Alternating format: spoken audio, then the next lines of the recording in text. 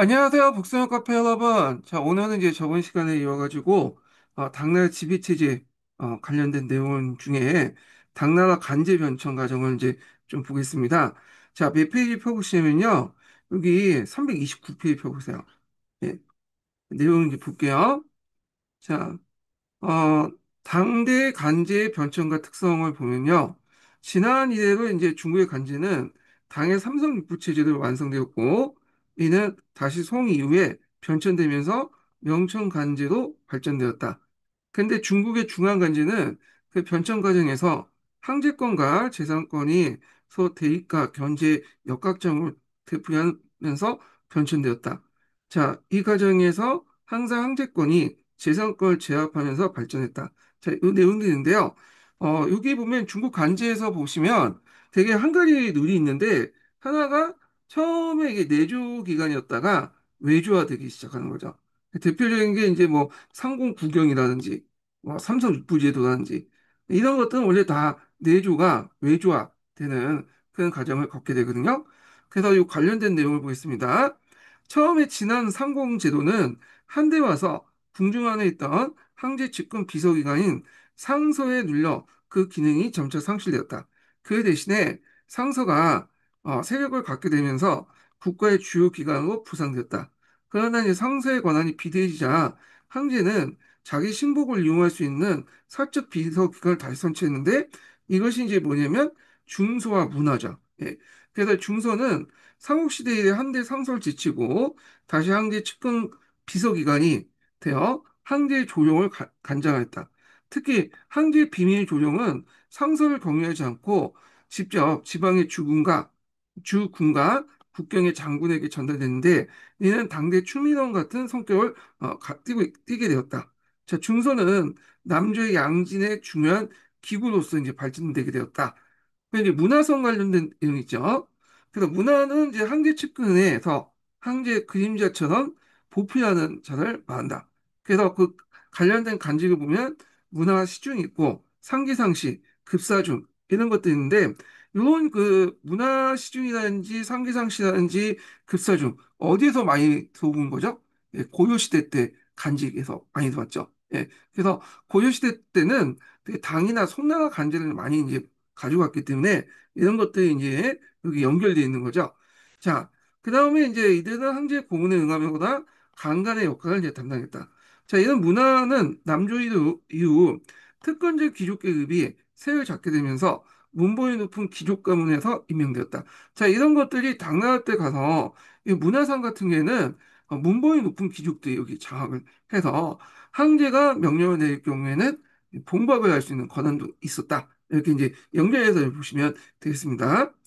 자, 그 뭐 다 같은 천자의 측근에도 상서, 중소가 황제에 예속된 신하인들 반해서 이 문화성 같은 경우에는 앞에 이제 귀족들이 이제 있기 때문에 이런 애들이 황제권을 견제하면서도 자문하는 그런 역할을 했다. 이렇게 보시면 되겠습니다. 자, 그러면 삼성육부 관련된 내용 보겠습니다. 자, 삼성육부는 뭐 여러분들 이제 기본적인 거니까 다 아실 거예요. 일단 당의 삼성 중에 국가 정책을 기한하는 심의 뭐냐면 여기 전체적으로 이제 만드는 그 역할을 중소성이 하고 있고요. 그걸 이제 심의하는 것이 문화성이고 이것이 이제 실시하는 게 상서성인데 문화성은 이제 귀족적 기관이기 때문에 앞에서 이제 얘기한 좀 봉박이라는 권한이 있죠. 그래서 자신의 어떤 귀족 계급의 이익에 반하는 그런 명령을 내릴 경우에는 거부할 수 있다. 그래서 중세에서 입안된 국가 정책이 귀족의 이익과 어긋나는 경우에는 이를 거부하여 중소성으로 되돌려 보내는 권한을 갖고 있었다. 자, 이로써 이제 당대 황제권은 귀족권에 의해서 상당히 제한되고 있음을 알 수 있다. 자, 문화성에서 통과된 한 개의 조칙은 상서성으로 넘어가기 시작했는데 상서성 안에는 육부가 있죠. 그래서 육부의 장관인 상서가 각기 정을 분담하여 한 개 조칙을 실천에 옮겨 나갔다. 자, 이런 구조는 기본적으로 우리가 이제 알고 있는 고려시대 때의 그런 구조하고 동일하죠. 네. 그래서 이제 이렇게 있고요. 자, 그 다음에 이제 이 상서성 관련된 내용이 좀 그 밑에 있어요. 자, 여기 보면 중서성의 장관을 중서정이라고 하고요. 문화성의 장관을 시중. 그다음에 상서소위 장관은 상서령이라고 하는데 상서령과 문화시중이 제3 역할을 담당했다. 이렇게 돼 있거든요. 자, 근데 당나라 같은 경우에는 상서령이 공속이야. 공속. 왜 공속이냐?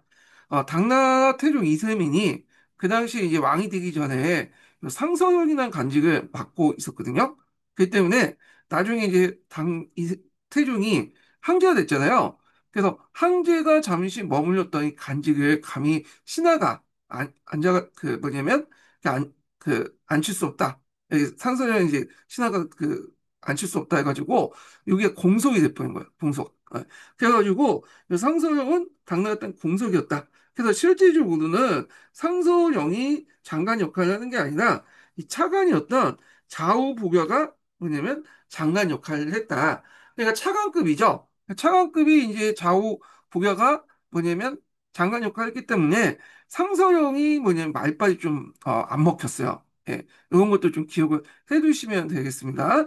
요거는 이제 고려시대도 좀 마찬가지죠. 고려시대 도 상서령 공석은 아니지만 일종의 명예직이죠. 왕족들에게 이제 이렇게 돌아가는 명예직이기 때문에 실권이 없었어요. 예, 그러다 보니까 그 밑에 이제 실제로 장관 역할은 차관급인 상서 복야가 맡고 있죠. 자복야, 우부야 이렇게 맡고 있기 때문에 이게 고려 시대도 이게 이제 상서령이 별로 어, 그 상서성 자체가 실권이 별로 없었다. 이렇게 보시면 되겠습니다. 예. 자, 그래서 격이 중소와 문화보다 좀 격이 낮았다. 이렇게 보시면 될 텐데요. 자, 하여튼 상서성 안에는 육부가 있다. 이건 우리나라하고 이제 비슷하죠. 그래서 이부, 호부, 뭐 예부, 공부, 형부, 공부 이렇게 이제 있는데 그 고려사하고 좀 비교해 보면 서열에서 보면 당나라는 이부와 호부 다음에 병부, 예부가 있는데 일부인데 그 고려 같은 경우에는 이부 다음에 이게 병부예요. 이게 서열이 좀 달라. 이게 좀 차이점이라고 그 앞에서 이제 뭐냐면 고려시대 때 제가 이제 얘기를 했는데 자 하여튼 당의 삼성 체제는 국정 운영상 몇 가지 문제점이 있다.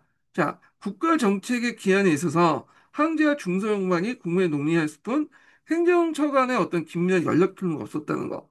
그래서 당의 삼성 육지 체제는 안사의 난 이외에 거의 행정력을 발휘 못했고 한강과 건신의 계례 같은 지역 전락하면서 중소성과 문화성이 중소문화성으로 통합되게 되는데 요거는 이제 나중에 송나라 관련된 내용 때 이제 좀 연결돼 있죠. 그래서 이제 이렇게 있고 자, 이 말은 뭐냐면 이렇게 이제 그 어떤 정책을 정할 때 물론 황제가 최종적인 결정을 내지만 어떤 이제 정책의 어떤 기한이라든지 이반 같은 걸 할 때 뭐냐면 각계 각층 각부의 이제 실무자들이 와가지고 논의해가지고 이게 황제가 논의해서 결정한 게 아니라 이 중소성에 있는 사람들만 와가지고 결정을 해버린 거죠. 몇몇 소수의 사람들만. 그러다 보니까 소수의 사람들이 한강과 건신하고 이제 뭐냐면 이렇게 결탁될 경우에는 이게 뭐예요? 이게 그들의 입장만 반영이 되는 거예요. 한간의 입장이나 하여튼 그 실력자들 큰 권력자 입장들만 반영됐기 때문에 견제할 수 있는 그 어떤 장치가 없잖아요. 그러다 보니까 이제 이런 것들이 문제가 있었다. 이렇게 이제 보시면 되겠고요. 자, 그 다음에 또 삼성제도 중에 또 운영상에서 문화성의 봉박권이라는 게 있어요. 그래서 황제의 권한이 상당히 제한되고 있었고, 이는 당의 황제가 중국 역사상 순환을 많이 걷게 되는 중요한 원인이 되었다. 자, 이에 따라 당의 정치가 계속해서 불안전하게 전개되었었다. 이 고려시대 때도 우리나라에도 봉박권이 있었죠. 예. 조선시대 때도 제가 없는 줄 알았더니 찾아보니까 봉박권이 있더라고요. 근데 조선시대 때 봉박권은 잘 부각이 안 되고 고려시대 때 이 문화성에서 가지고 있는 봉박권만 부각이 되죠. 중성 뭐냐면 문화성이니까 이제 그 당시에 중성 문화성이죠. 예. 그 부분에 부각되는데 하여튼 뭐 그런 게 있고 자 상서성에 소속된 이유가 관례 인사권을 쥐고 있기 때문에 그 권한이 크고 문벌귀족이 대개 보면 이부 상서를 임명했다. 그의 임무는 중서정이나 문화시중보다 행정이나 인사권에 강한 권한을 행사했으므로 귀족의 간직 독점에 유리했다. 이렇게 이제 보시면 되겠습니다. 자, 그래서 요 이부하고 좀 관련돼 있는 게 이제 좀 뒤에 있는 과거 시험하고 관련돼 있죠. 이부시. 예. 그래서 이부시에서는 신, 언, 서, 판. 자, 이런 걸 보는데 이게 상당히 주관적이잖아요. 예, 정성평가죠. 자, 그러다 보니까 이게 이제 자기의 이제 귀족 가문들만 이제 이렇게 그 뭐냐면 그 합격시켜주는 그런 것들이 됐기 때문에 이런 것들이 과거제도 이제 한계점을 이제 자리 잡고 있죠. 이건 나중에 좀 얘기하고요. 근데 당나라 후기 때 들어가면 삼성제도상 황제의 권력이 신장되는 방향으로 나가고 있다. 자, 그래서 당나라 후기는 제가 알기로는 한관들이 되게 이제 힘이 강할 때라고 이제 알고 있거든요. 근데 왜 항제권을 이제 뭐냐면 강화시키는 방향으로 나갔나? 그거는 이제 저도 이제 잘 모르겠어요. 여기에 대한 구체적인 설명이 없는데 제가 이제 한번 생각을 해볼 때 그 뭐냐면 당나라 한간의 입장에 볼 때는 어차피 자기가 정면으로 내세워가지고 이제 정치는 할 수 없잖아요. 그러니까 항제를 꼴등할 수 놔두고 그 자기 뒤에서 조종을 하는 거죠. 그러다 보니까 항제권의 강화는 꼭 한간의 관할은 강하고 연결됐기 때문에 그런 것 같아요. 예. 그렇게 이제 저는 추론을 할 수 있거든요. 그런 권한들이 이제 나중에 송나라 때 되면서 한간들이 약해지고 대신에 항제권이 다시 강해지면서 온전하게 이제 요 원래 치지대로 항제권 강화로 이렇게 넘어갔다. 이렇게 이제 구도가 나올 수가 있는데 하여튼 뭐 이렇게 있어요. 자, 하여튼 당나라 후기 때는 삼성 제도에서 항제 권력이 강화하는 방향으로 가게 되는데 일단 항제 제한하고 본받고 짓고 있던 문화성이 중서성에 흡수돼서 중서성의 장관이 잘상공을 이제 하여 명칭이 동중서 문화평장사 또는 동평정사로 이제 격화되고요. 저 이런 것들이 이제 송나라와 연결되거든요. 예. 고려시대 때는 이제 우리나라 중서 문화성은 이제 원래는 이성이 딱딱 각각 다르지만 실제 운영은 중소 문화성으로 이제 운영이 됐잖아요. 그래서 제 생각에는 이제 아마 이게 당나라 말기 때 간제를 받아들인 것 같아. 그러니까 당나라 초창기 때부터. 예. 그래서 이제 이렇게 있고, 자, 이런 이제 항제에 가까운 중서성이 문화, 상서 두성을 이제 합병함으로써 항제는 기족이 장악하고 있는 문화성의 거부권에서 벗어나 직접 조치를 발동할 수 있다. 이렇게 이제 보시면 되겠죠. 문화성이 이게 중서성으로 넘어가면서 조직이 이제 항제에게 이제 직접 이렇게 거부권 없이 넘어갈 수 있다. 이렇게 이제 보시면 되는데, 자, 이는 귀족 세력이 붕괴된 사회적 형상이 제도상 그대로 반영된 거다. 이렇게 있죠. 자, 그래서 이제 귀족 세력 붕괴되는 사회적 형상이라고 이제 돼 있는데, 단순히 이거 하나 가지고는 설명할 수는 없는 부분도 있죠. 예. 그래서 제 생각에 왜냐하면 항제권이 그렇다고 강해진 건 아니잖아. 음. 그래서 제 생각에는 아까 얘기했처럼 한간 세력들이 항제 뒤로 등에 업고 이제 정치를 하는 과정에서 귀족세대의 어떤 봉박권을 없애고 그냥 자신의 권한을 강화시켜 나갔다. 예. 그래서 결국에는 항제권의 강화 형상을 보지만 실제 그 뒤에는 어떤 한간제의 권한 강화 요구와 연결돼 있다고 생각하고 있거든요. 물론 제 생각이에요. 네. 중앙에선 삼성 외에는 특수기관으로 지난 시대 때 구병과 같은 부시가 있었다. 이렇게 이제 보입니다. 자, 여기는 보통 이제 요걸 읽을 때 보통 사찰 사자로 있잖아요. 근데 간청으로 이제 읽을 때 간청 시자가 되는 거예요. 그래서 구경이 이제 부시하고 비슷한 역할을 했다. 이렇게 보시면 되겠습니다. 보통 중국에서는 예전 간제하고 새로운 간제가 있으면 예전 간제 아예 없애고 새로운 간제 넘어가는 게 아니라 예전 간제를 그래 놔두죠. 그래서 일종의 명예지고 놔두고 그렇게 이제 그 새로운 간제를 실시하는 그런 경향이 있었거든요. 뭐 이런 것들이 발행됐다고 이제 보시면 되고요. 그래서 요런 이제 당나라 때 구시라는 이제 간제가 있었다. 이렇게 보시면 되는데 여기 뭐 태상시나 강록시나 위시나 뭐 이런 것도 있는데 그냥 넘어갈게요. 예. 자, 그다음에 이제 국자감이라는 학교의 이제 행정 담당 그리고 있고 소부감, 그다음에 장장감, 그다음에 도수감 등등이 있다. 그래서 이제 오감과 그러니까 어사대간 관찰기가 있다. 이렇게 이제 보시면 되겠습니다. 자, 그다음 지방간제를 볼게요. 지방간제는 수나라의 간제를 그대로 이어받아서 이층제예요. 이층제. 그래서 원래 위진남북조 때까지는 주, 군, 현 이렇게 삼층제였잖아요.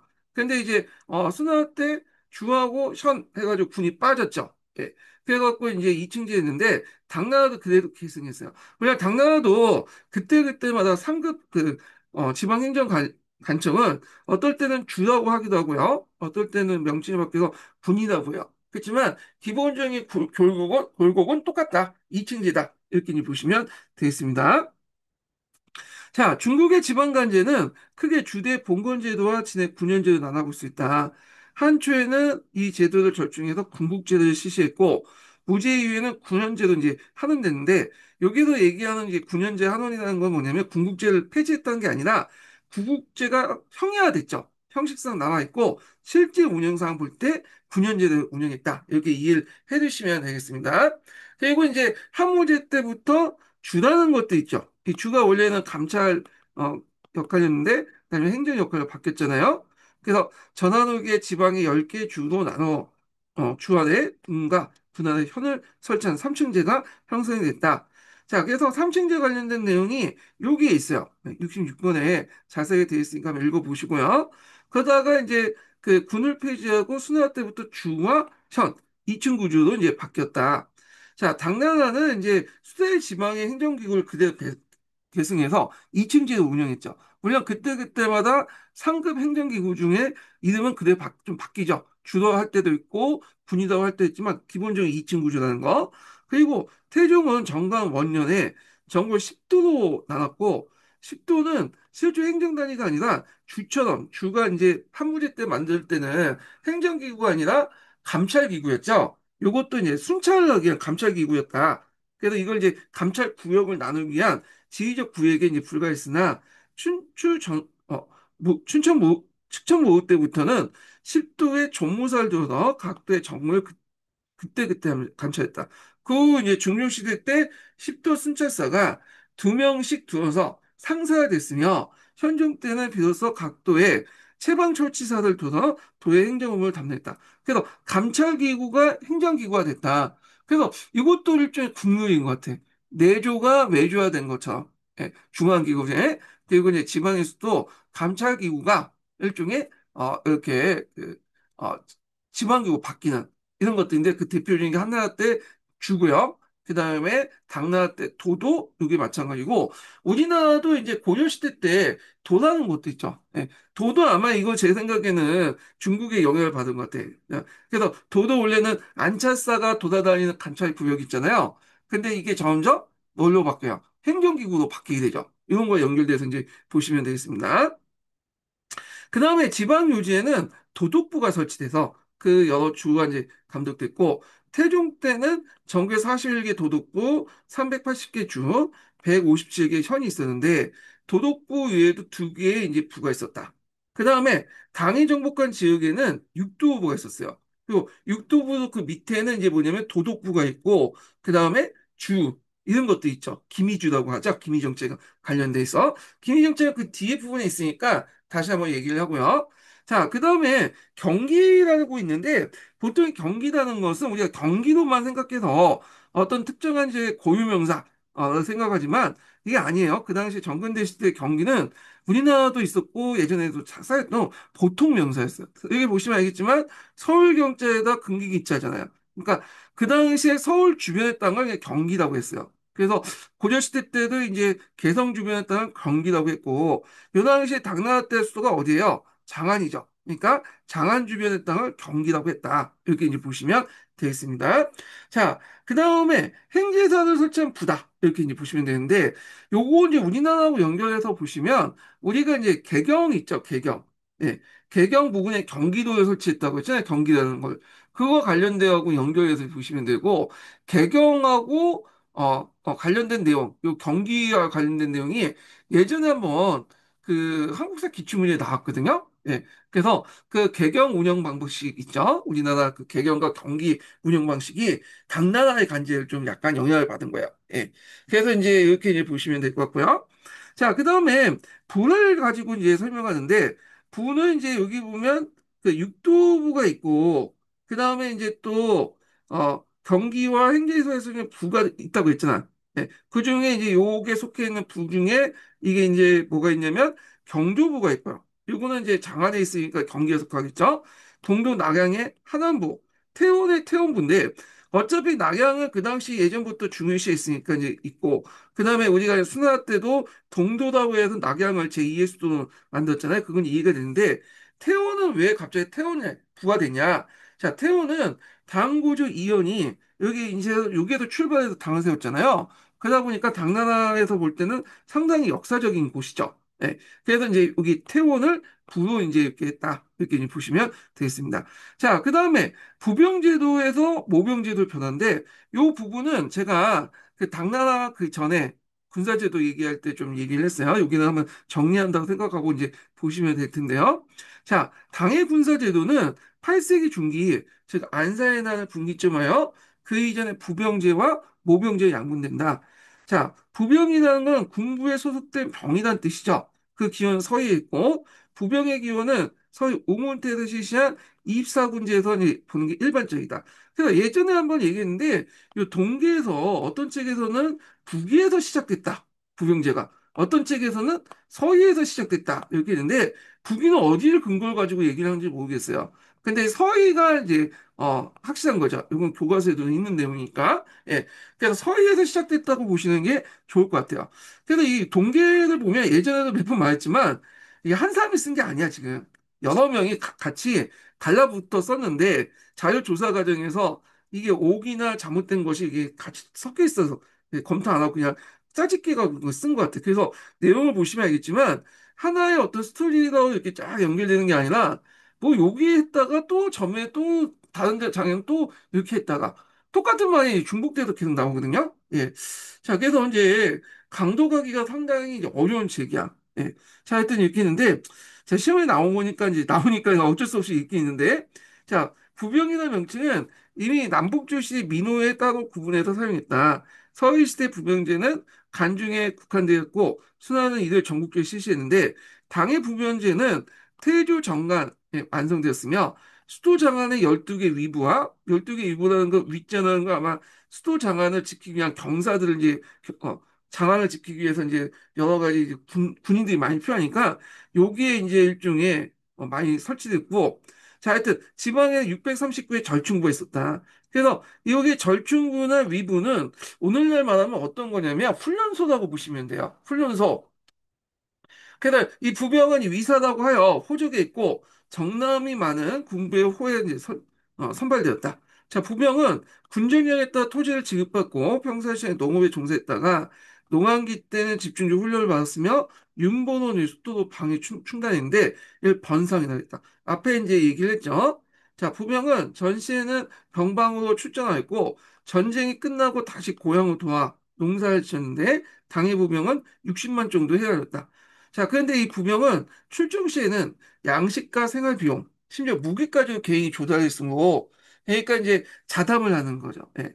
자, 그래서 국가의 군사비는 줄어든 방면에 부병의 의무부담은 상당히 컸다.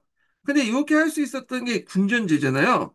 근데 이 군전제가 붕괴되니까 더 이상 농민 토지를 받지 못하죠. 그리고 당연히 토지 받지 못하니까 경제력이 상실되게 되고 더 이상 이제 자기가 부경을 갈 때 필요했던 이 무기라든지 옷이라든지 그다음에 여러 가지 물자들을 마련할 수 없게 돼요. 그러다 보니까 이 부병제 붕괴 중에 하나가 이렇게 군전제 붕괴하고 또 연결돼 있다. 이렇게 이제 보시면 될 것 같고요. 그리고 이제 여기에서는 안 나와 있지만 다른 책이나 이제 다른 곳에서 보면 또 부병제 붕괴 중에 제일 또 뭐가 있냐면 부병이 이제 그 훈련소가 절충부라고 했잖아요. 이 절충부나 뭐 이렇게 이런 곳이 주로 어디에 집중돼 있냐면 저쪽 그 강북 지역에 집중돼 있어요. 아, 왜냐하면 강북에 집중될 수밖에 없겠죠. 왜냐하면 북쪽에 저거부터 막아야 되니까 일정히 강북에 이제 절충부가 집중돼 있고 지금처럼 뭐 이렇게 그 철도가 발달되고 막 자동차 있고 그런 게 아니기 때문에 그게 이제 교통이 발달하지 못했기 때문에 강남에 이제 뭐냐 군인들을 훈련시켜갖고 강북 보내는 것보다는 그냥 강북에 있는 사람들을 훈련시켜서 저걸 막는 게 효율적이잖아요. 그러다 보니까 자연스럽게 강북 지역에 집중될 수밖에 없어요. 그래서 강남 같은 경우에는 절충부가 있긴 있는데 두세 개 정도? 그러니까 오늘날만 하면 뭐 항토사단 정도 운영하는 자체 그냥 도둑질나 이제 도둑대만 이제 잡는 정도의 그런 것들은 학교에서 이제 운영돼 있고 자 그러다 보니까 땅은 똑같이 받는데 더 강국 쪽이 의무 부담이 많아. 그러니까 사람들이 이제 또 군전제가 붕괴되니까 어떻게 됐어요? 예, 도망치죠. 그래서 도망치면서 저쪽 남쪽으로 이제 주로 도망치는 어디에 집중되냐? 저도 그 당시에 개발되기 시작한 양쯔강 하류 지역에 집중적으로 이제 사람들이 몰리기 시작해요. 이걸 이제 남이라고 하거든요, 남이. 예. 그래서 이런 것 때문에 이제 뭐냐면 부병제가 중단됐다. 이런 것도 이제 하나의 원인을 볼 수 있죠. 그래서 토지가 없고 병력이 뭐냐면 모이는 절충구가 강북 지역에 집중돼 있다는 거죠.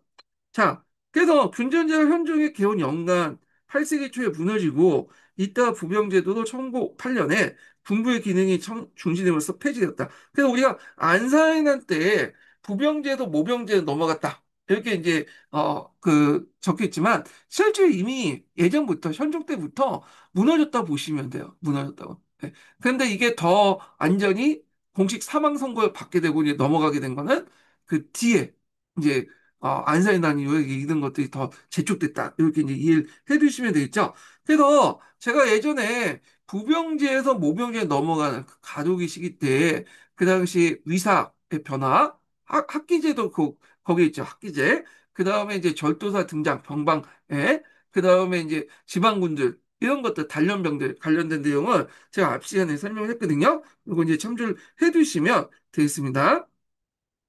자, 그 다음에 간인 양성을 위한 학교 교육과 과거 제도 이제 보겠습니다. 자, 당의 학교 교육과 과거 제도는 서로 밀접하게 관련되어 있다. 중국인들 의식 속에는 학문의 목적이 관리가 되어 천하를 다스린다는 그런 데 있었고, 따라서 학자와 간인이 따로 분리되어 존재하는 게 아니라 학자가 관리며 관리가 간직에 물려나면 다시 고향에 들어가서 학문을 하는 것이 이상으로 생각했다. 자, 이런 것들 간학 일제 사상은 한대 유교지에서 출발한다. 자, 그러므로 학교 교육은 간이로 출발해서 과거 시험의 준비 교육 성격을 띠고 항상 과거 제도에 예속되어 있었다. 따라서 순수 학문이나 학문을 위한 객관적인 진리 탐구는 학교 교육에 존재하지 않고 있다는 거죠. 자, 그래서 있고, 그래서 동양사회 전문적인 학자와 예술가 배출하지 못한 원인은 여기 있고, 또 이건 서양 사회의 커다란 차이점이 있다. 이렇게 이제 얘기하고 있죠. 당대 중앙의 관하고서 이른바 육학이관이라 하여 국작, 태학, 사문학, 율, 서, 산학, 육학이 있고 홍문관, 숙문관, 이관이 있는데 자, 요거 이제 우리나라 역사와 관련돼 있으면 연결될 수 있는데 우리나라 같은 경우에도 당나라 관제를 영향을 받았죠.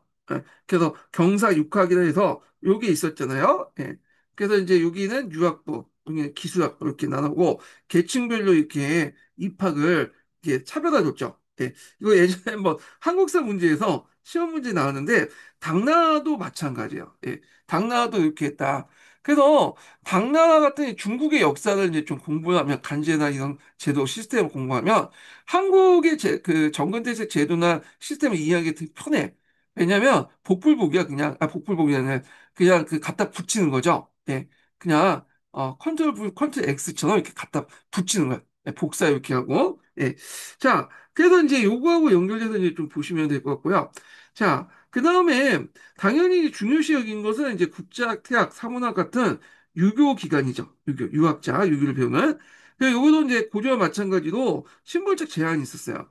그래서 국작은 3품 이상, 그 다음에 태학은 5품 이상, 사문학은 7품 이상. 요거 그대로 고려시대 때 이제 국자감에 뭐냐면 입학 자격 관련된 내용 연결시켜 보면 그대로 나오죠. 예. 자, 그래서 이제 이런 내용들 좀 보시면 될 것 같고요.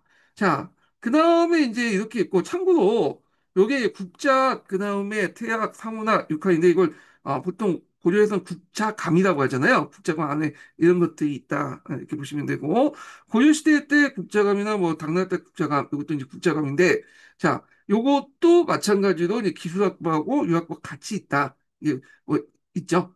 어차피 같이 이제 뺏겨가지고 그대로 고려시대 때 만들었기 때문에 그런 건데, 자, 그 다음에 이제 홍문관이라는 것도 우리 이제 보면 많이 들어봤죠? 예. 이것도 이제 뭐 조선시대 홍문관 이렇게 연결시켜서 보시면 되잖아요. 그 홍문관이 장서를 보관하는 내각 기능이었다. 내각이라는 것은 우리가 생각하는 그 내각이 아니라 정근대 시대 때는 주로 이게 서적이나 문헌 사료 같은 걸 보관하는 그런 것들을 이제 보통 내각 역할을 했다 이렇게 보고 있거든요. 그래서 이제 조종대신 중에 학문에 뛰어난 자를 가져서 홍문가가 학사를 겸하고 천자의 자문에 응하게 되었다. 그 다음에 이제 뭐 숙문관이라는 거에 동궁에 속했고, 이 동궁이라는 거는 이제 태자를 이제 뭐냐면 있는 곳이죠. 동쪽은 하늘, 태양이 떠오르는 곳이잖아요. 앞으로 이제 태양이라고 의미해서 이렇게 갖다 붙인 것 같은데. 자, 하여튼, 고종 때부터 학살 생도가 있었고, 항족과 재상의 자손만 입학을 할 수 있었다. 이 숙문관은 일종의 우리식으로 따지면 이제 종학? 종친들만 입학시키는 그런 종합 기능을 하고 있었다. 이렇게 이제 보시면 되겠습니다.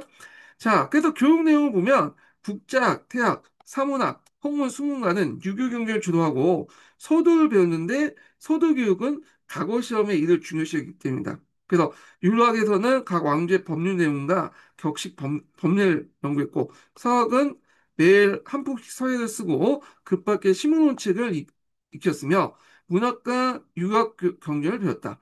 자, 산학은 이제 산학 원리, 이게 이제 일종의 수학이죠. 예, 산식에 대한 연습을 했고, 수명학 같은 게 도교와 관련된 내용이에요. 그래서 노자의 도덕경과, 그 다음에 장자, 열자 등을 익혔다. 자, 그래서 이제 이들 기술학계 수업 연수는 대부분 9년, 또는 유학은 6년, 현학은 3년이었다.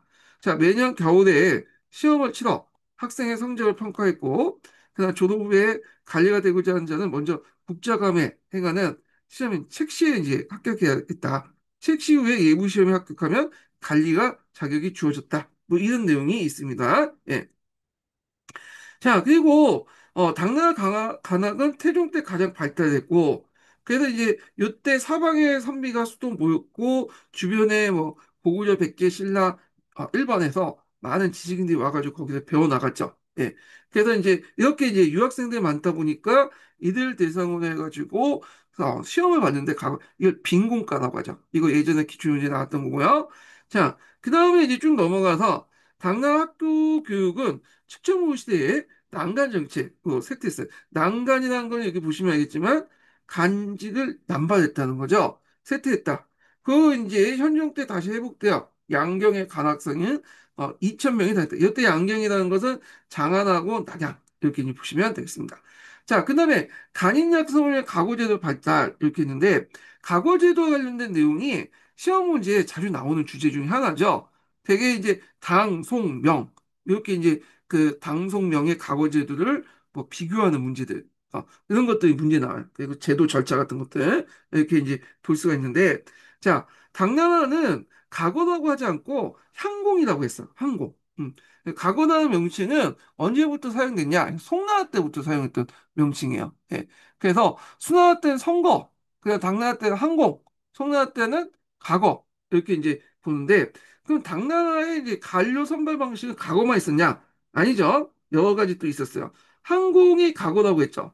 근데 생도라고 해가지고 앞에서 이제 국자감에 들어가서 공부를 한 사람들 생도 대상으로 해서 그 당시 책시를 보죠. 그리고 예부시를 이제 거쳐가지고 한 거죠. 그래서 이게 아마 이런 식으로 이제 이것도 일종의 항공의 일종인 것 같아요. 예부시 있으니까. 근데 출발부터 항공 같은 경우에는 이제 뭐냐면 뭐 지방에서 이제 선발하고 추천받고 또 거기에서 이제 시험 몇 단계 거치고 그러면 그러니까 한 번 시험 보는 게 아니라 예부 시험 안에서 여러 단계가 있어요. 예. 근데 생도는 그러니까 자기들끼리만 경쟁하고 시험 본 다음에 책 시간 이제 그런 것 같은데 그 다음에 예부 시험을 본 것 같아. 그러니까 중간에 항공처럼 뭐 이렇게 추천받거나 그 안에 자기끼리 몇 번 거쳐가지고 중앙에 예부 시험을 보는 게 아니라 중앙에 가서 직접 예부 시험 본다 이렇게 이제 보시는데 약간 이제 뭐와 비슷하냐면 조선시대 성균관 있잖아요. 성균관에서 이제 성균관생들 특별하게 이제 그 안에서만 과거 시험을 봤잖아요.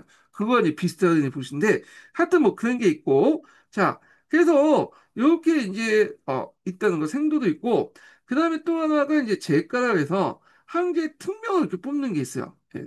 뭐 이렇게 해갖고 추천을 받고 이제 특명 있고 그다음에 음서라는 게 있죠. 음서제도. 자, 이런 제도도 있다. 이렇게 보시면 되고, 시험문제 나온 건 항공이죠. 그러니까 항공을 중심으로 해서 좀 보시면 되겠습니다. 자, 그래서 이제 중국 역대 이제 관리 선발 방식은 대체 두 가지가 있는데, 하나는 추천을 위해서 뽑는 것이고, 다른 하나는 시험에 의한 것이다. 그러니까 위진남북조 시대 때는 주로 이제 추천제도, 예. 그리고 수당 시대 때는 각오제도고, 이렇게 이제 있고, 그 다음에 한국 이선제는 예전에 어떤 추천과 시험을 번행을 하는 그런 제도였다. 이렇게 이제 보시면 되는데, 그건 이제 앞에서 그러면, 이게 이제 선거제도하고 이제 무슨 차이가 있냐. 선거제도를 일단 이제 추천을 받고 시험이거든요. 예전에 말한 것처럼, 여기에서는 추천을 받고 시험을 보더라도 이 시험이 상당히, 되게 중요한 역할을 하죠. 예. 그런데 여기에서는 추천을 받으면 웬만하면 시험보다도 거의 90% 넘게는 학교 간다. 그러니까 그 공무원의 면접 시험 정도, 우리 식으로는 2차 시험 정도 그 역할을 했다. 근데 이제 여기에서는 그 1차 시험 같은 역할을 한 거죠. 과거제는. 예. 그래서 이제 이게 상당히 중요한 비중을 차지하고 있다. 이렇게 보시면 되고요. 자, 그 다음에 그 밑에는 이제 넘어가고 여기 이제 다음 마지막 단락부터 보겠습니다. 당대 시대 시험으로는 관리가 되는 길은 세 가지다. 지방의 인재를 중앙의 예부에 선발하는 항공, 공고고, 이게 각오라고 하는 거죠.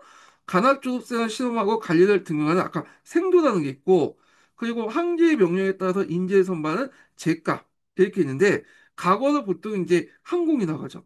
그래서 이제 여러분도 알다시피 항공은 1차 시험과 2차 시험 이렇게 두 개로 나눠져 있잖아요. 그래서 1차 시험은 예부시와 2차 시험은 이부시가 있어요. 예. 그래서 예부 시험은 학과 시험이죠. 예. 근데 여기에서 이제 한 번 시험 보는 게 아니라 중앙 예부시 보기 전에 그 중간에 이제 여러 번의 지방 시험이 있어요. 예. 하여튼 그렇게 이제 했는데 자, 이때 이제 보는 시험 중에 이제 그 뭐냐면 과목을 보면 여기 보면 수재과가 있고요. 그다음 명경과, 그다음에 진사과인데 수재과는 나중에 없어졌고 명경과 진사가 있는데 특히 이제 어제 강조하냐 진사를 강조했다. 근데 이게 책마다 또 다르다고. 강자중국사에서는 명경과의 합격에도 뭐 재상되는데 큰 문제가 없었다. 이렇게 이제 설도 있고 하여튼 이제 여기에서는 진사과를 더 중요시 여겼더니 보시면 되고 진사과는 여러분도 알다시피 명경이 유교 경전만 보는데 반해서 진사과는 시와 문장을 보잖아요. 예. 그러다 보니까 사람들이 왜 진사과를 중요시하냐면 요거는 암기 과목이다. 이렇게 생각한 반면에 진사과 같은 경우에는 나름대로 여러 가지 박학을 바탕으로 한 여기 종합적이고 이제 뭐냐 종합적이고 창의적인 사고를 했기 때문에 진사과를 더 중요시했다. 뭐 이런 내용이 있어요. 자, 하여튼 이 진사과를 중요시했고 진사과를 중요하게 여기게 된 그 기점이 됐던 게 뭐냐면, 우리가 측천모 때죠. 측천모 때부터 이게 이제 점점 중요시하겠다. 이렇게 보시면 되겠습니다. 그래서 명경과는 30에 합격하면 상당히 빨리 늦게 합격한 것에 반해서 진사과는 50에 합격하면 빨리 합격한 거다. 그만큼 진사과에 합격하기 상당히 어렵다는 걸 이제 보여주고 있는 거죠. 자, 그 다음에 이제 이때 과거 시험을 볼 때 중요한 게 또 보면 자주 문생 관계잖아요. 예. 그래서 그 당시 자주라는 것은 이제 시험 감독관. 문생은 원래는 이제 학생이라는 뜻이죠. 근데 이때는 당나라 때 이제 학생은 그런 의미가 아니라 문생은 자주 밑에서 과거를 봤던 이런 그 응시생들이죠. 그래서 이때 이제 간주에 진출할 때는 일종의 신원 보증이 필요하죠. 신원 보증이. 그래서 이제 그걸 누구만이 해줄 수 있냐면 그 당시 이제 관리들만 이제 자주 그 신원 보증을 할 수 있거든요. 대개 이제 관리 좋을 때 문생의 신원 보증은 자주가 있어요. 그래서 자주가 문생의 자주를 좀 스승님처럼 받아 모시는 것도 있고, 그래서 이렇게 자주 문생이 형성되면 서로 밀어주고 끌어주는 형식으로 당파가 형성됐다. 네. 이런 게 구조는 그 당시 이제 그 중국의 제도를 받은 당나라 제도를 받은 고려에도 나타나죠. 자주 문생 관계는. 예. 자, 뭐 이런 것들이 있다라고 이제 보시면 되겠고요. 자, 그 다음에 이제 넘어가서 이제 계속 이제 좀 보겠습니다. 자, 시험은 1차 예부에서 학과 시험을 치르고 합격 때는 다시 2부 시험을 보죠. 그래서 2차 면접 시험을 보는 게 2층인데, 자, 2부의 명령은 신언서판이에요. 그래서 신이라는 것은 몸가짐, 언이라는 건 말하는 거, 선하는 건 필체, 판이라는 건 뭐냐면, 뭐가 모의 재판이라고 보시면 돼요. 왜냐면 이제 합격하고 나서 발령받으면 지방으로 나갈 수 있잖아요. 그래서 그 당시 행정 관료들은 주로 이제 재판도 같이 했죠. 예. 그래서 요 판을 봤어요. 근데 이건 보시면 알겠지만 상당히 주관적이죠. 예. 정량평가가 아니라 정성평가잖아요. 그러다 보니까 자기가 아는 사람들만 뽑는 거야. 기족 가문 자제들만. 어차피 감독관도 그 귀족 출신이고 그 다음에 또 여기 응시한 상당수가 이제 기족 가문이니까 그 애들만 뽑는 거죠. 그러니까 이부시에서 이제 뭐냐면 그 기족감염이 걸려 나가니까 아예 그냥 일반적인 이제 사람들은 차라리 각오에 안 보게 되는 거죠. 어차피 공부해서 이제 합격해봤자 이부시감에 걸려 나갈 것이다 생각을 해갖고 하는데 자 이런 것들이 당날 말기 때부터는 좀 깨진 것 같아요. 당날 말기 때는 이제 우위 논쟁에서 볼 수 있듯이 지방에 있는 이제 사람들이 올라가고 이제 과거를 좀 합격한 케이스가 많이 늘어나고 그랬거든요. 자, 하여튼 전반적으로 그렇다. 이렇게 이제 보시면 되고요. 자, 그러나 당대의 귀족이 지배하고 있던 사회이기 때문에 면접 시험에서 수험생의 출신감이 다양하게 좌우되었다. 그럼 우수한 성적으로 예부 시험을 통과해도 2부 시험에 압박하는 경우가 많았고, 따라서 당의 예부 시험은 관리 후보 자격 시험 같은 성격이었다. 네, 이렇게 이제 보시면 되죠. 이런 것들이 좀 송나라하고 이제 좀 볼 수 있는데, 송나라는 예부시가 없죠. 대신에 전시를 집어넣잖아요. 그래서 송나라 과거 시험은 일종의 합격하면 그것보다 발령만 관리 선발 시험이야. 근데 예부시 같은 경우에는 일단 풀을 만들어 놓고 그 안에서 골라 뽑는 거죠. 예, 이런 것들이기 때문에 관리 후보 자격 시험이 있다. 예, 그래서 이제 이런 것들이 이제 차이점이다. 성격의 차이점을 보시면 될 것 같고요. 자, 송대에는 지방에서 시험 보는 해시와 중앙의 성시, 그리고 그 항제 앞에 전시가 있다. 근데 이게 삼층 구조지만 요 안에서도 여러 번의 시험이 있어요. 예. 그래서 하여튼 이렇게 있고, 당대 과거 시험은 관리 후보 자격 시험이 있으나 송대 관리 시험은 관리 선발 시험이 있다. 그래서 여기 당대와 송대 이제 과거 시험의 성격, 이렇게 이제 차이가 나오겠죠. 성격 차이.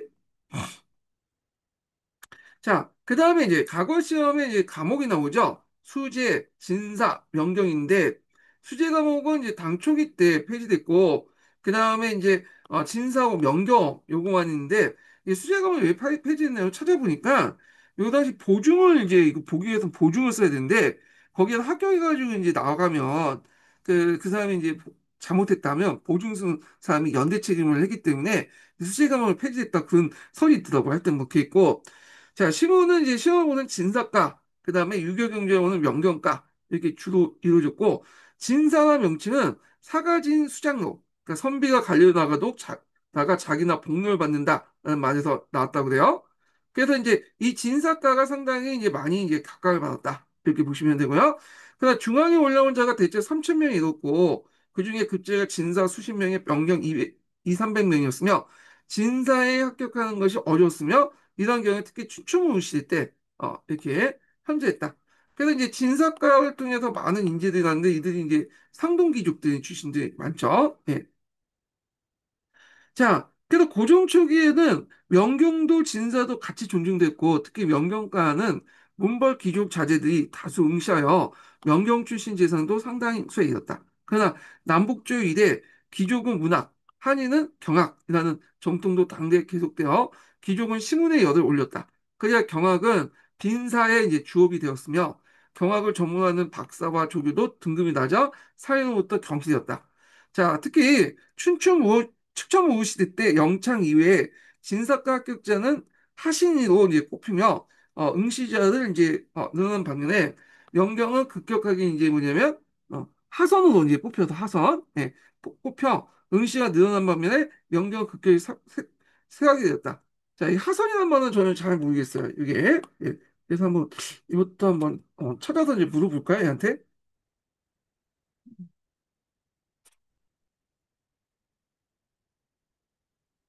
네.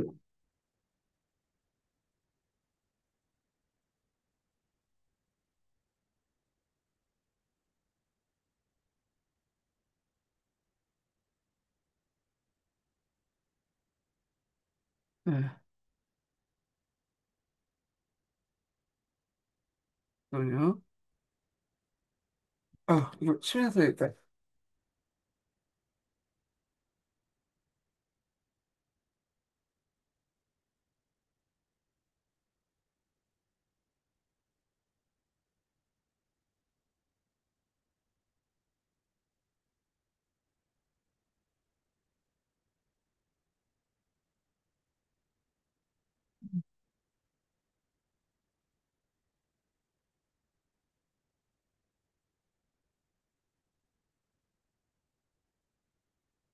이게 하선이 불초를 뽑는다는 말이 아닌데? 이게 하산이 아니죠? 중하자인데? 다시 물어봐야겠다.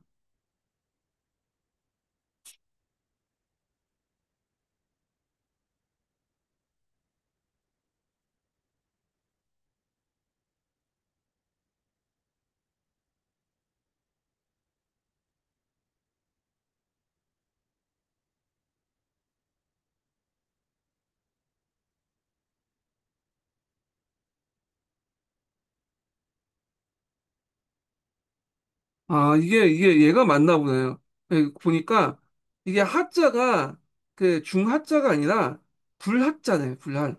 그래서 여기 보시면 이렇게 있는데 추천보는 당나라 유일한 여성 왕족 기준의 기죽세력이 아닌 새로운 인물을 등용하여 자신의 권력 기반을 다지려고 했고, 이를 통해 과거제도 적극적으로 어, 활용을 개편했다. 하선은 이러한 배경에서 나타난 그 파격적인 제도였다. 이렇게 있고요. 하선의 특징은 신속한 선발, 불처럼 급하게 뽑는다. 그래서 그 합격자 발표 전에 미리 인재를 내정해 특별히 관리하고 국보로 간직에 임명하고 황제가 직접 인재를 보고 파격하게 등용하는 그러죠. 그래서 대개 이제 이렇게 등장한 이제 그 인물들은 그 대부분 기존 질서에 얽매이지 않은 유능한 인물들이 많았다. 그래서 이들은 축전 우치세에 안정시대에 크게 기여했다. 그래서 이제 요 하선이라는 말이 있는데 불합자라고 돼 있더라고요. 그러니까 요게 이제 동계에 나온 중화민국 할 때 그 합자가 아닌 것 같아요. 지금 보니까 나는데요. 그래서 하선은 불합자예요. 어쩐 찾아도 없더라고요. 예. 자, 그래서 이제 하선 꼽혀 응시가 늘어난 반면 명령은 급히 이제 세우게 됐다. 그래서 이들을 이제 적극적으로 이제 신진세우고 해갖고 빨리 뽑아서 자기가 마음에 맞는 사람 픽업을 해가지고 뽑아서 이들 자신의 어떤 승천공의 권력 기반을 이용했다. 권력 기반을 다지는데 이용했다. 이렇게 보시면 되겠죠. 자, 그리하여 당시 명경을 30세에 하면 늦고 진사를 50세에 급제하면 젊은 편이다. 라는 속담과 같이 진사경은 모든 선비의 꿈이며 그 다음에 성망이었다. 시부시험을 주로 이제 하는 진사과는 박학을 이제 바탕으로 아까 얘기했처럼 창의력을 발휘했기 때문에 종합적인 학력평가가 인식되면서 더욱 각광을 받는다. 그러니까 어떤 사례를 보니까 진사과에 이제 뭐냐 합격한 사람들이 훨씬 더 일을 잘하더라. 평가가 있어. 물론 이게 일머리하고 공부하는 머리는 좀 별개의 문제긴 한데 요건 이제 그런 게 있어요. 뭐 편견이겠죠, 나름대로. 네. 뭐 이렇게 있고 그 다음에 이제 요 관련돼 갖고 이제 그 내용 아까 전에 읽은 거 있죠? 윤령간제 관련된 내용 있는데 요거하고 이제 시험제도 관련된 내용 한번 읽어보겠습니다. 자, 여기 이제 한의중 몇 페이지 펴보시냐면요. 이게 몇 페이지야? 167페이지 보세요. 자, 여기 삼성육부제도에 대한 설명이 있죠. 네, 그냥 넘어가겠습니다. 여기는. 자, 그래서 그 밑에 육부내는 것, 내용이 있고, 그 다음에 이제 중소성의 권한 같은 것도 있죠. 문화성 같은 의 권한도 있고, 본법권 관련된 내용이 있죠. 그래서 본법권이 있고, 이 문화성은 귀족적 정치의 특색을 보이고 있다. 상서성의 집행기구와 관련된 내용이고, 그 다음에 이제 문화시종 관련된 내용 있죠. 예. 그래서 이제 이렇게 있고, 자, 그 다음에 과거제도 관련된 내용을 보겠습니다. 자, 수대와 마찬가지로 당대에도 관리를 선박하기 위해서 각오를 시행했다.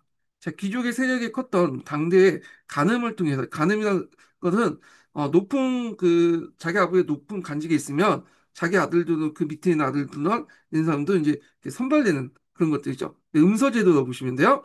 자, 하여튼 간음을 통해서 관리가 되거나 임유라고 하여 하급간 유해관을 승진하는 경우 또는 그 시험에 의해서 관리가 되는 경우 세 가지가 있었다.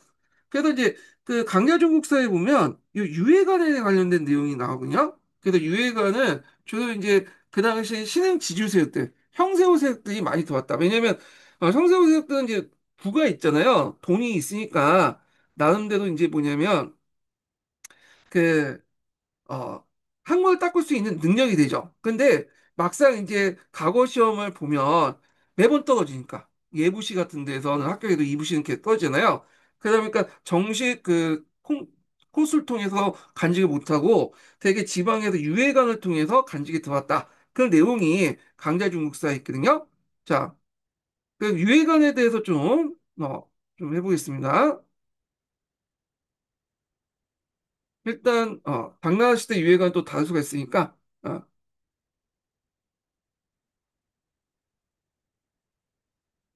자, 유희관이라는 것은 풍계가 없는 간직을 말해. 유라는 것은 풍계가 있는 정식 관료군을 뜻하는 윤회관을 뜻하는 거야. 그 외에는 밖에 있다는 거죠. 풍계가 없는. 그래서 정식 풍계에 속하지 않는 간직을 뜻한다. 그 유해관의 특징을 보면, 정식 풍계가 부재예요. 유해관은 구품 이상의 정식 풍계를 받지 못해요. 그래서 우리가 정구품, 종구품은 그래도 그 안에 풍계가 있기 때문에 윤회관이 되는 거죠. 예. 그래서 주로 이제 앞에서 지방의 하급관이나 행정실무직, 특정한 기술을 가진 직책을 이제 맡았다. 그래서 통계가 없기 때문에 윤회관에 비한 사회적 지위가 낮았고, 하지만 행정심을 담당했기 때문에 국가 운영에 있어서 중요한 역할을 했는데, 그래서 이게 유해관을 통해서 많이 간직에 침입했던, 당나라 중국부터 침입했던 세력들이 신흥세력들, 그러니까 형세호 세력이라 보시면 되고, 이들이 이제 또 뭐냐면, 실무 능력이 있다 보니까, 또 이제 뭐냐면, 그 절도사와 또 결탁이 될 수 있는 거죠. 예.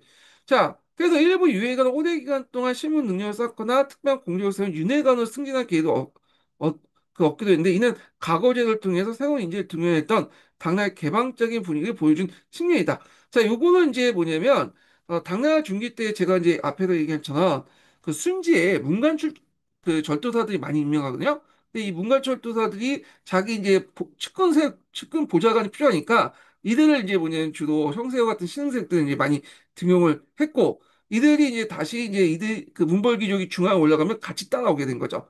그리고 이제 과거 시험을 통해서 이제 합격을 해가지고 뭐냐면 했다. 그때 이제 과거 시험에 합격할 수 있었던 게 백그라운드로 그 밑에 이제 문벌 귀족도 있기 때문에 합격을 할 수 있었잖아요.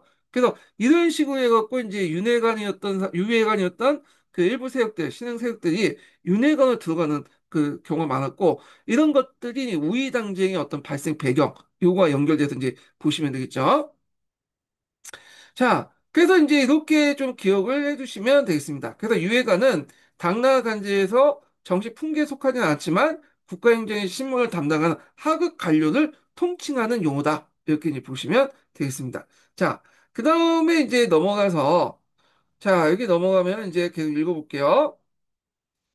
자, 여기 유해관 관련된 설명을 했고요. 또 시험에 의해 관리가 되는 세 가지 경로가 있다. 그래서 이제 앞에서 항공과 생도와 제과. 근데 보통 이제 과거랑은 항공을 얘기하죠. 그리고 이제 1차 시험은 이제 예부에서 학과별로 시험을 치르고 2차는 2부에서 이제 보는 거. 신원선판. 그래서 이제 신원선판의 의미가 여기에 있죠. 그리고 이제 그 밑에 보시면 알겠지만 이렇게 어, 감옥이 있어. 그 다음에 기술직 같은 게 있고, 자, 그리고 이제, 여기 보면 진사과하고 명경과에 대한 설명이 있고요. 자, 진사과는 명경에 비해서 이제 지식인들이 선호하는 과목이 있는데, 그만큼 합격이 어렵다. 그러나 진사과에 합격하면 그만큼 사회적 대우도 받았고, 따라서 진사과 지망자 수는 계속 늘어났다. 이렇게 있고요. 그 밑에 지방행정 관련된 내용이 있어요. 그래서 부와 관련된 내용이 있고, 주, 현, 이런 것들이 있고요. 이층제도 운영됐고 또는 이제 도라는 것들이 형성되죠. 태종 때. 근데 도는 행정단위가 아니었다가 나중에 이제 이렇게 했다가 나중에 이제 점점 감찰기구는 이제 행정 업무를 맡게 됐다. 이렇게 이제 보시면 되겠습니다. 자, 그 밑에는 이제 여기에 보면 이제 신분제도 관련된 내용인데 요거는 이제 동계에 관련된 내용 이제 그 부분을 읽고 나서 그 부분을 한번 읽어보겠습니다. 예. 자, 여기 보면 뭐가 나오냐면 지배계층의 구조적 변화 이렇게 이제 보시면 될게요. 예, 이거 좀 낙서가 심해가지고 일단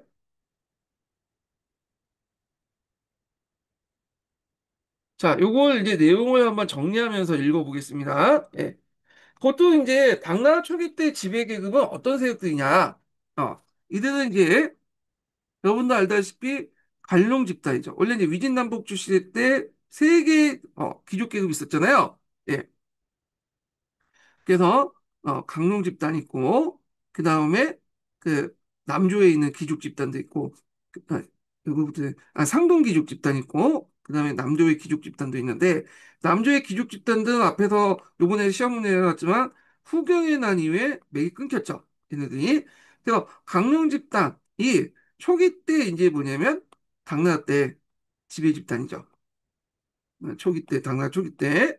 자, 근데 측정부 때 이 측정부조차는 강릉 집단에 속하지만 자기가 그냥 항우가 되는 걸 반대했잖아. 강릉 집단들이. 그러니까 자기 이제 이들을 제거하고 우주를 세우고 그리고 진사과나 이런 걸 통해서 앞에서 얘기한 누굴 적극적으로 상동귀족 출신들을 이제 적극적으로 등용해요.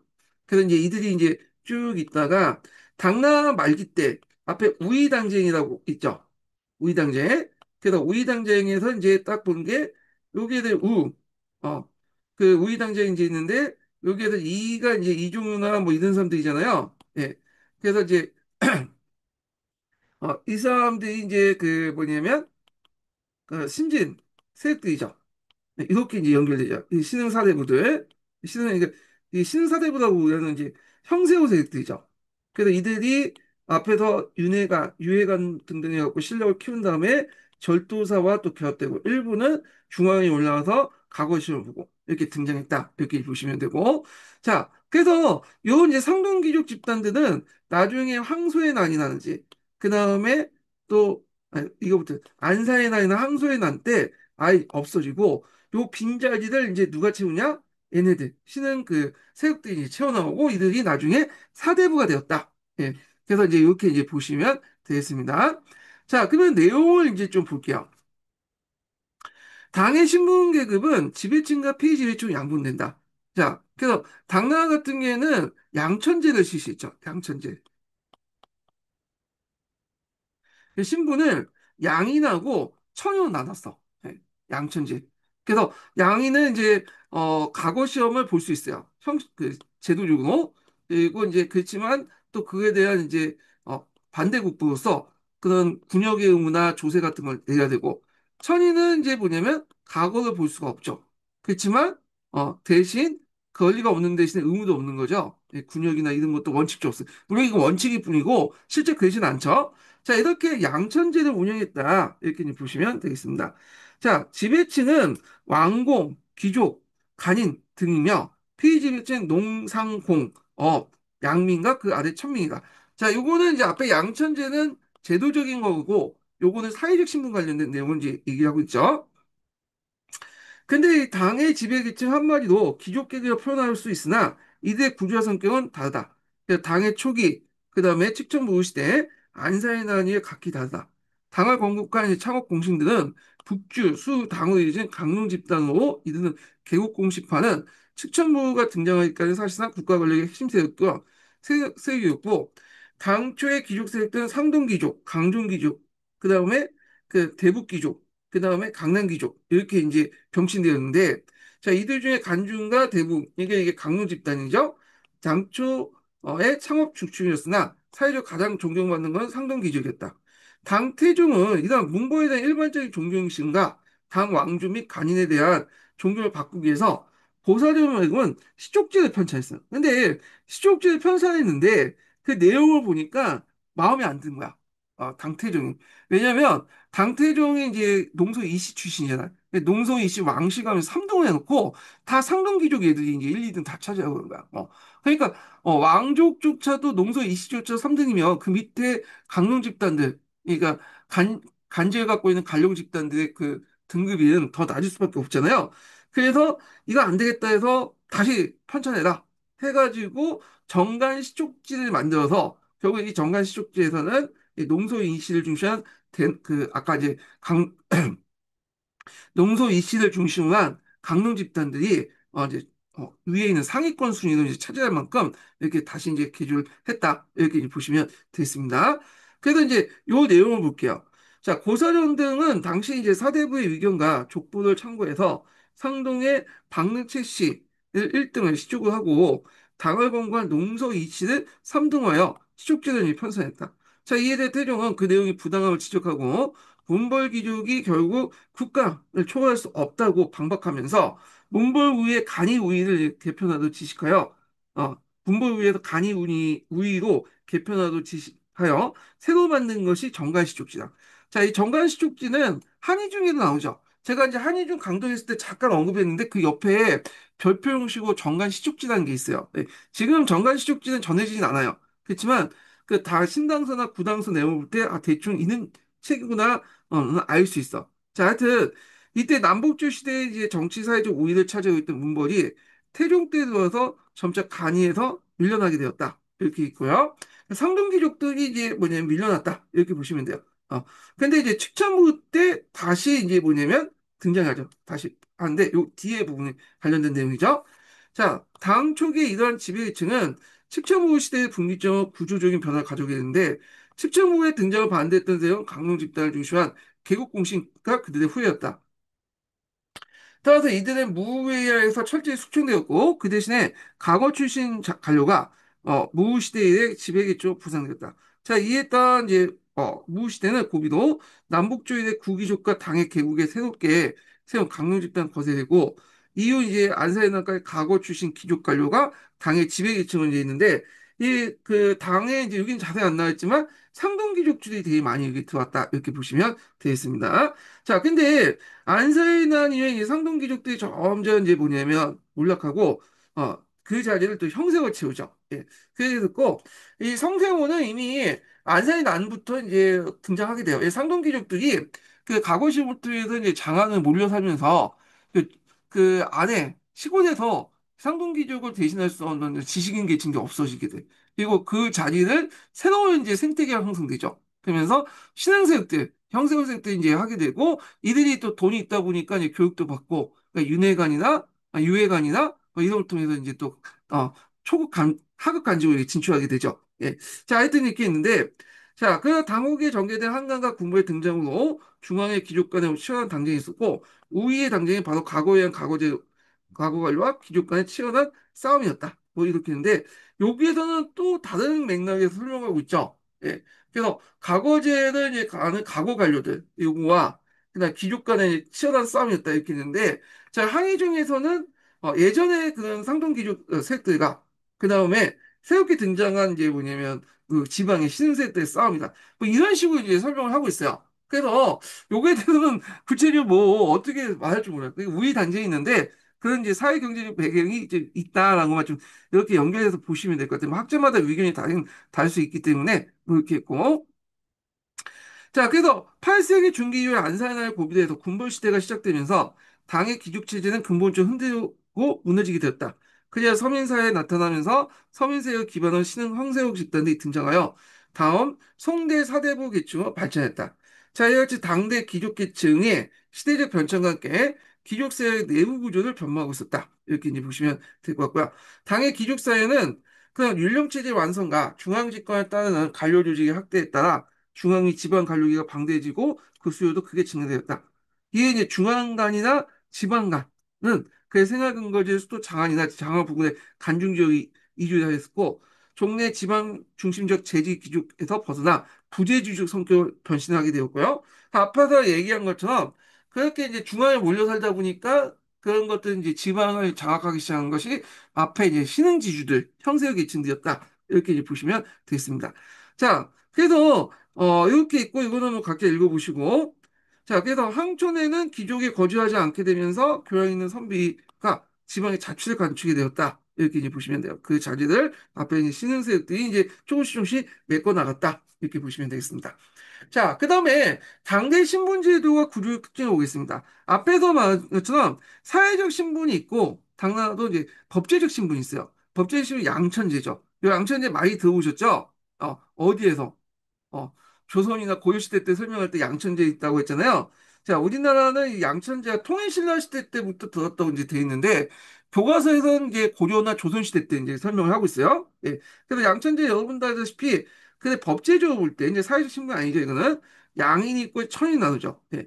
그래서 양인이 있고, 천인은 상당수가 노비예요. 그러니까 노비가 곧바로 천인은 아니지만, 천인 중에 상당수가 노비였다. 이렇게 이제 보시면 되겠습니다. 자, 그래서 이것이 당류에 적혀 있는데 천인 중에 여기에서 좀 볼 수 있는 게 노비라는 존재는 어차피 그 뭐냐면 당연히 얘네들은 천일 수밖에 없는데 요 외에도 부국민이나 갱년하든지 이런 사람도 있어. 그건 예전에 한번 설명했을 텐데 이 부곡리 갱년은 엄밀히 말하면 노예는 아니에요. 노비는. 사고 팔 수 있는 대상 아니죠. 근데 장원에 예속된 존재죠. 장원에.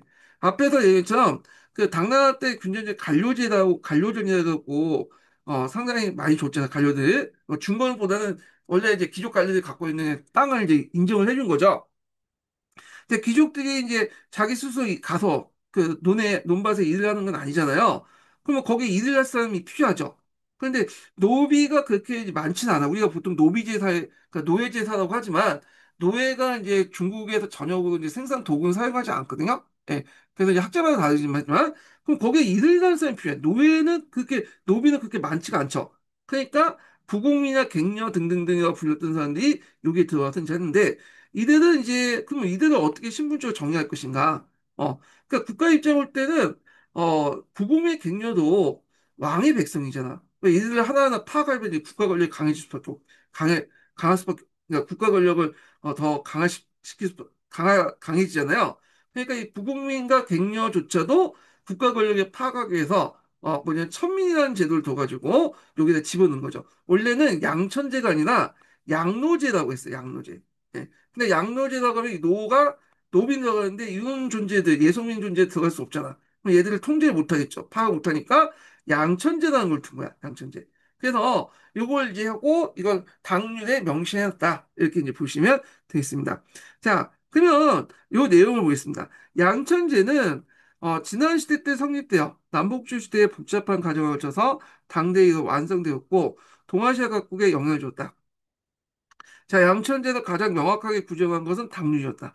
당의 율령은 피지배계층으로서 양민과 천민을 율령으로서 엄격히 구속하고 있다. 자, 이는 동양사회가 가지고 있는 전제주의적 상대 지배체제와 가부장적 가족제도의 권위를 율령에서 확연히 명시하고 있음을 보여준다. 자, 예를 들어서 국가 권력이 양민을 가장 엄격하게 규정하고 있는 조항이 당률에 보이는 시박에 속한다. 뭐 시박이 그 밑에 있죠? 한번 읽어보시고요. 자, 그 시각은 유교주의를 기반으로 하여 국가 권력의 지배 질서와 가부장적 가족 질서, 일률적 사회 질서에 대한 어떤 도전이나 거역도 이들 범죄를 규정하고 있다.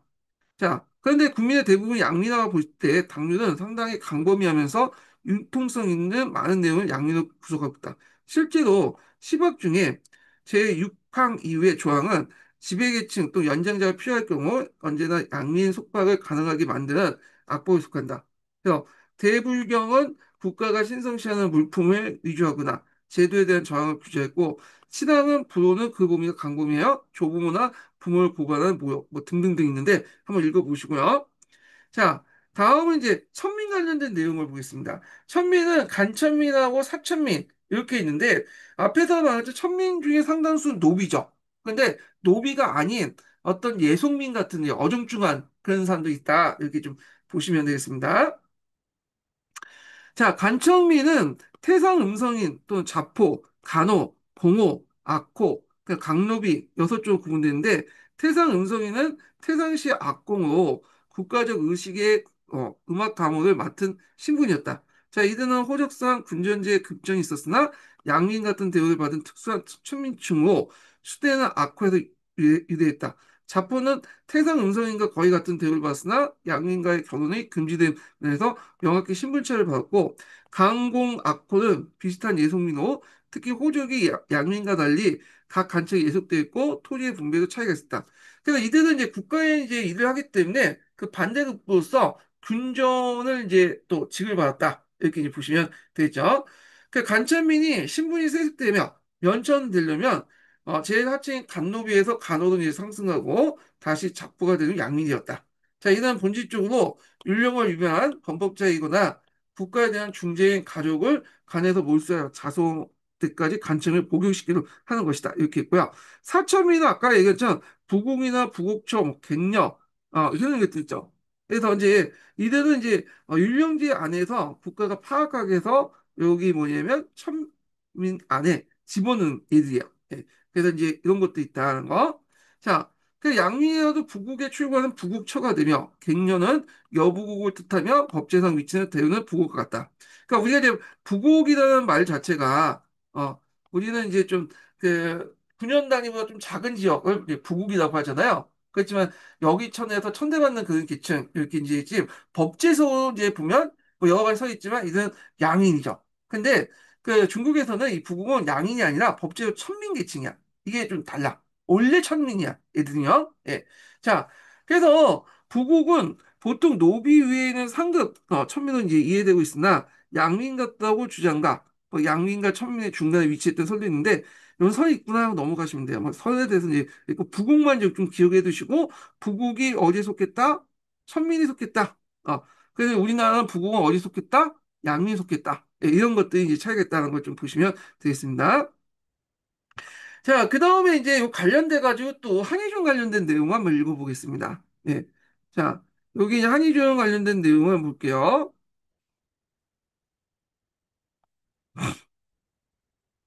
자, 여기 보면 요거 하기 전에 음, 첫 번째 인증문 알려드릴게요. 첫 번째 인증문은 62번입니다. 첫 번째 인증문은 62번이에요. 자, 간이는 이제 선인과 구별되는 각종 특권을 지닌 신부로서 신분의 상하 같은 간품이 있었다. 자, 간품의 기호는 삼국시대의 위나라의 구품에 있지만 당대에는 1품에서 3품까지 정과 종으로 나눠져 있고 4품에서 9품까지는 정, 종 외에도 다시 상과 하로 나눠져 있다. 요거는 이제 우리나라하고 좀 비슷하죠? 이게 이제 모두 30단계 간품이 있었다. 자, 그리고 이제 이걸 윤회관이라고 하고요. 그리고 그 아래는 유회관 있죠. 자, 유해관은 이제 9단계 나는데 그 안에 자빈이라는 분은 하급 니온이 있었고, 자빈 서민들로부터 요역을 징발 충원되었고, 서민도 군공이 있을 경우에 훈관이나 간통이 불가는데, 춘추무의 시대 때 상층 서민에게 남발했다. 그래서 이제 축전무의 시대 때, 이 당시에 이제 뭐 권력을 기반을 강화시키는지 모르겠지만, 난간 정책을 폈다고 했잖아요. 그러다 보니까 이제 관료체제가 좀 무너지는 그런 경향이 보이게 되는데, 자, 뭐 이렇게 했고, 자, 그 다음에 이제 그 뒤에 넘어와서 양천제 관련된 설명이 있습니다. 자, 간인과 일반 서민들 사이에는 지배와 폐지배 관계가 있긴 했지만 이들 모두 양민이었다. 근데 이때 양민이라는 것을 아마 이제 문맥을 볼 때 양천제 중에 법제적 양민을 의미한 것 같아. 자, 이 두 신부는 그 안에 천민을 두고 신분제의 축을 이뤘다. 자, 간민은 다시 간천민하고 사천민을 나누는데 둘 다 모두 상급천민과 하급천민을 나눠졌다. 하급천민은 노비를 말하고요. 간노비와 산노비는 여기에 속한다. 상급천민은 부고, 갱려, 상급 간천민은 자포, 간호 등이 있었다. 자, 이들은 노비가 재물처럼 취급된 것 달리 인격은 인정받았지만 양민보다 차별받았다. 천민은 비천민과 결혼할 수 없었고 관리가 된 자격을 제한받았다. 뭐 그런 내용이 있고요. 자, 그 다음에 이제 또 볼 게 뭐냐면 균전제에 관련된 내용이죠. 균전제. 자, 이 당나라 군전제는 지금까지 뭐 시험 문제에 독립된 문제는 안 나온 것 같아. 예전에 잠깐 사지선단 관련된 내용에서 잠깐 이제 언급은 했어요. 예. 그래서 이거 당나라 군전제에 나올 가능성이 있는데 왜 안 내는지 모르겠어요. 예. 너무 쉬워서 안 내는지 잘 모르겠는데.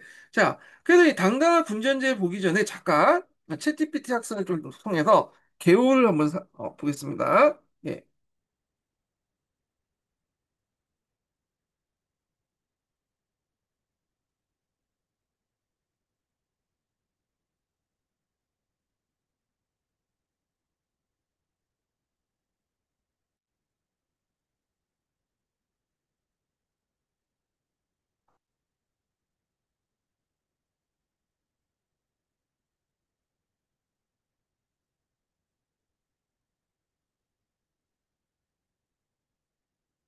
자, 당연한 이제 군전제 관련된 내용이 있거든요. 제가 이걸 예전에는 이게 누르면 이걸 딱 누르면 이게 이제 내가 얘기를 했기 때문에 여기도 들리는 줄 알았어. 녹화가 되는 줄 알았더니 이 녹화가 안 되더라고요. 근데 이제 소리 공유를 하면 이렇게 녹화가 된다고 해서 한번 시범 적으로 해봤는데 되더라고. 그래서 요거 이제 제가 그냥 보여주는 게 아니라 원래 이렇게 하면서 이제 이걸 누르면 이제 말소리가 들리거든요. 그래서 그렇게 이제 하는데 한번 이제 해보겠습니다. 얘가 이제 한번 읽어주는 식으로 이제 한번 개요를 어, 파악해 볼게요.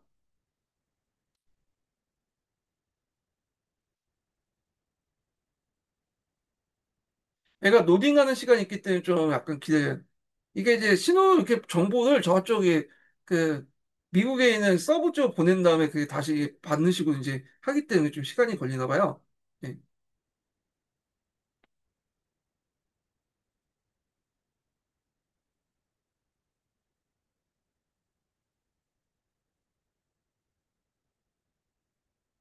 당나라의 균전제는 북위시대에 시작되어 수수와 당당 시대에 정비된 토지제도입니다. 균전이라는 이름처럼 국가가 백성에게 토지를 균등하게 분배하여 안정적인 농업 생산과 세수 확보를 목적으로 했습니다. 균전제의 핵심 원리. 균전제의 가장 중요한 원칙은 국유 토지를 백성에게 균등하게 분배하는 것입니다. 국가가 모든 토지를 소유하고 생산 활동을 하는 백성에게 일정한 기준에 따라 토지를 나누어 주는 방식이었습니다. 이 제도는 다음 세 가지 주요 제도와 결합되어 당나라 초중기 국가체제를 지탱했습니다. 1. 토지 분배. 성인 남녀에게 토지를 나누어 주되 영업전과 구분전으로 구분했습니다. 영업전. 개인의 소유가 인정되어 후손에게 상속될 수 있는 토지입니다. 구분전. 개인이 경작하고 수확할 권리를 가지지만 사망하면 국가에 반납해야 하는 토지입니다. 2. 조용조 제도. 균전제를 통해 토지를 받은 백성은 국가에 세금을 내는 의무를 가졌습니다. 조조. 토지에 대한 세금으로 공물을 납부했습니다. 용. 노동력에 대한 세금으로 일정 기간 국가에 노동력을 제공했습니다. 노동을 제공하지 못할 경우 천을 납부. 조조. 가구별 특산물이나 비단을 납부했습니다. 3. 부병제. 토지를 받은 백성들 중 일부는 군대에 징집되어 병역의 의무를 수행했습니다. 균전제의 쇠퇴와 붕괴. 균전제는 당나라 초기에 강력한 중앙집권 체제를 유지하는 데 큰 역할을 했지만 여러 문제로 인해 점차 유명무실해졌습니다. 1. 인구 증가와 토지 부족. 시간이 지나면서 인구가 계속 늘어났지만 분배할 수 있는 토지의 양은 한정적이었습니다. 이로 인해 젊은이들에게 토지를 제대로 분배하지 못하는 상황이 발생했습니다. 2. 권문세가의 토지 겸병. 권력 있는 귀족, 호족, 관료들은 온갖 편법과 불법적인 수단으로 토지를 사유하거나 겸병했습니다. 이는 균전제의 근간인 균등 분배 원칙을 무너뜨렸습니다. 3. 농민의 유민화.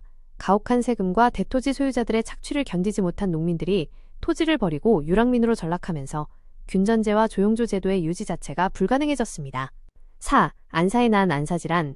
755년에 발생한 안사의 난으로 중앙정부의 통제력이 약화되자 균전제는 완전히 붕괴했습니다. 국가는 더 이상 토지를 관리하고 분배할 힘을 잃었고 이는 결국 균전제를 폐지하는 결정적인 계기가 되었습니다.